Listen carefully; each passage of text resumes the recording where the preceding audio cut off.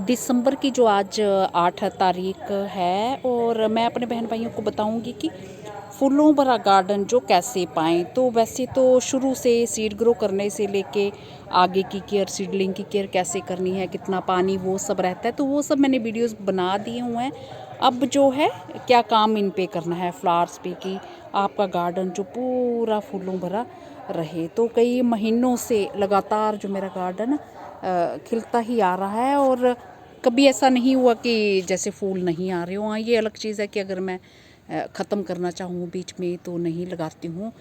मई जून में जब वो इकट्ठे कर देती हूँ। मेरे यहाँ बहुत गर्मी होती है, बट उसके अलावा मेरे गार्डन में हमेशा ही ढेरों फूल खिले रहते हैं। तो इस टाइम आपने क्या करने हैं, जो आपने पौध तैयार कर रखी हुई है, जैसे कि ये पौध सारी मैंने अपने हाथों से तैयार कर रखी हुई है और सारे वीडियोस मैंने शेयर करे हुए हैं। और आज भी ये निकाल के फुल सनलाइट में ये सब मैंने निकाल दिए हैं, गार्डन में रख दिए हैं। चाहे तो ये जिप्सोफिला हो और चाहे तो ये सपोनेरिया की, और भी मैंने कई जगहों में ये पौध जो है निकाल के ये रख दी है। तो इन्हें जो है पूरा दिन की हम धूप चाहिए। तो और भी खूब सारी मेरी जो ये पौध तैयार है, नर्सरी जो है तैयार है फूलों की। काफ़ी कुछ मैं इनमें से ट्रांसप्लांट कर चुकी हूँ। और कई भाई बहनों ने जैसे पूछा है कि आपके जो 50 गमले अभी ख़रीदे थे वो भी भर गए हैं, तो अब कैसे करेंगे, वो उस पर मैं फिर बाद में किसी दिन वीडियो बनाऊँगी। तो आज मैं ये शेयर करना चाहती हूँ कि जैसे आपके ये प्लांट्स बड़े हो गए हैं और क्रिसेंथेमम की कटिंग्स भी मैंने लगाना सिखाया था, तो ये सब मेरे हाथों से तैयार हुए हैं। चाहे ये पौधों में जो फ्लावर्स आ रहे हैं ये कटिंग से तैयार हैं, ये सब मैंने खुद जो अपने हाथों से तैयार किए। और कुछ एक फूल जो हैं वो अभी सूख रहे हैं, तो वो वाले गमले जैसे ये गेंदा वगैरह के, तो वो भी मैंने कहीं कहीं सीड्स डाल दिए हुए हैं। तो वो भी धीरे धीरे जो अपने आप टाइम के साथ होते रहेंगे। और ये हिबिस्कस भी देखिए कितने प्यारे हैं। और इसके साथ जो गेंदा है ये मेरा अभी ख़त्म हो रहा है, तो इसको भी मैं निकालूंगी। सीड जो सूख जाएगी, तैयार हो जाए, फिर मैं इसको निकाल दूंगी। तो फूलों भरा गार्डन जो आपने क्या करना है, तो इस टाइम सारे जो चाहे जिन पे फूल आ रहे हैं, बर्ड्स बन रहे हैं, तो उनको आपने पूरा दिन की धूप में रखना है।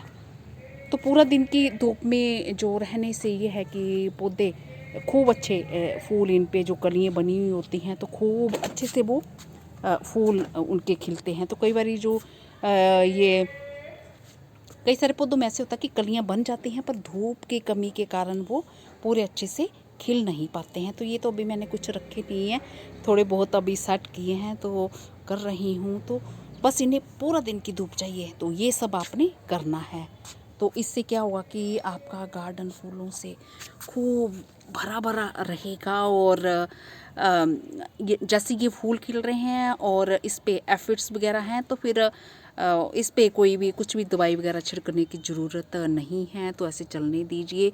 और कलियां जहाँ पे हैं फूलों पे, तो वो सोपी वाटर का इस्तेमाल आप हफ्ते में जो 2-3 बार कर सकते हैं। तो उससे जो आपके फूल जो हैं हेल्दी रहेंगे, प्लांट्स भी आपके हेल्दी रहेंगे।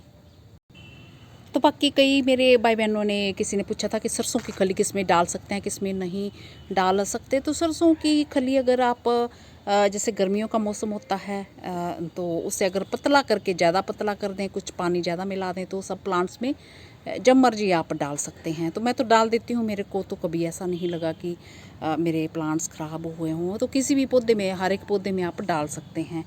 और ये देख लें कि जैसे आजकल थोड़ा कम पानी मिलाएं। मैंने बताया हुआ है कि किस तरह से ये बनानी है, करनी है, तो वो वीडियो आप मेरे चेक कर सकते हैं। और जैसे गर्मियों का मौसम आता है, फिर उस टाइम जो है ज़्यादा पानी थोड़ा मिला लें।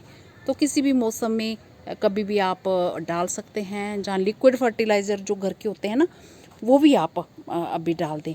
तो ये मैंने कई सारे वीडियोस देखे कि जैसे ये फूल खिल रहे हों तो फिर इनमें वो खाद देने की ज़रूरत नहीं है। तो लिक्विड फर्टिलाइज़र जो हमारे घर में जैसे छिलके वगैरह होते हैं, तो मैं तो दे देती हूँ। मैंने तो कोई ऐसा नहीं देखा कि मेरे प्लांट्स पे जो ख़राब असर हुआ हो, क्योंकि फूल तो ये पूरे नहीं खिले हैं ना, बीच में कलियाँ भी इनके बनी हुई हैं, तो वो अभी खिली नहीं हैं।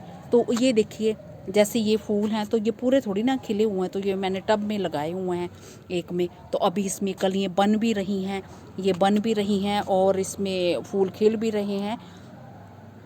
तो इसलिए जब भी आपके गार्डन में जैसे किचन वेस्ट होता है तो उसका लिक्विड फर्टिलाइज़र आप बनाना चाहते हैं तो कभी भी आप अपने प्लांट्स में दे सकते हैं, चाहे फूल आ रहे हों, चाहे बर्ड्स बन रही हो, और चाहे आपने प्रूनिंग की हो, और दे सकते हैं आप। वो कोई जो ऑर्गेनिक फर्टिलाइज़र है ना, ये कोई प्लांट्स में ख़राब नहीं लगते हैं। मैं तो अपना एक्सपीरियंस बता रही हूँ। मैं तो कुछ भी ऐसे वेस्ट नहीं करती हूँ। जैसे चुकंदर के छिलके होते हैं, उसका पानी निकाला तो खूब सारे पौधे हैं।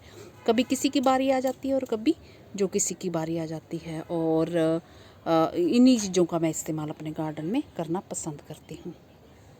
तो ये फर्टिलाइज़र का भी मैंने आपको क्लियर कर दिया, ज़्यादा फूल आने के लिए तो आपको लिक्विड फर्टिलाइज़र का कैसे किस तरह से बता दिया। और अभी पानी की बात करती हूँ, तो जैसे हमने प्लास्टिक पॉट में लगा रखे होते हैं, मैं तो ज़्यादातर वही इस्तेमाल आजकल कर रही हूँ क्योंकि हल्के रहते हैं और छत पे भार नहीं पड़ता है। तो पानी सोच समझ के देना है। मिट्टी थोड़ी सी, अगर फूलों के पौधों की अगर आप थोड़ी सी सूखी रखते हैं, जब आपको लगे कि पौधा पानी मांग रहा होता है तो उसके पत्ते हल्के से मुरझाने लगते हैं, तो फिर दे सकते हैं। तो कई सारे पौधे हैं, मैं उनमें 3-3 दिन भी हो जाते हैं मैं उनमें पानी नहीं देती हूँ। और जो लगता है कि हाँ, ऐसा नहीं करना कि बिल्कुल मुरझा जाए, तो उससे तो फूल आपके ख़राब हो जाएंगे। मतलब जब आपको लगे कि पानी मांगने लगे तो हल्का सा, जब हम मिट्टी ऊपर की सूखी रखते हैं तो बहुत ज़्यादा फूल आते हैं इससे। और मिट्टी को अगर हम हर वक्त बहुत गीला जैसा रखते हैं तो फिर जो फूल हैं वो कम हो जाते हैं।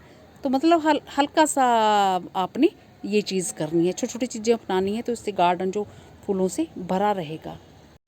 ऐसा नहीं करना है कि पानी की कमी ही हो जाए और आपकी कलियाँ भी मुरझा जाएं, पत्ते भी मुरझा जाएं और सूख जाएं। और जो पूरा दिन की धूप में भी रखे होते हैं, तो पूरा दिन की धूप जो मैंने अभी इसलिए बोला है क्योंकि हमारे अभी बादल भी हो जाते हैं ज़्यादातर और धूप थोड़ी कम भी हो जाती है, तो इसलिए पूरा दिन की धूप में इन्हें रखना है।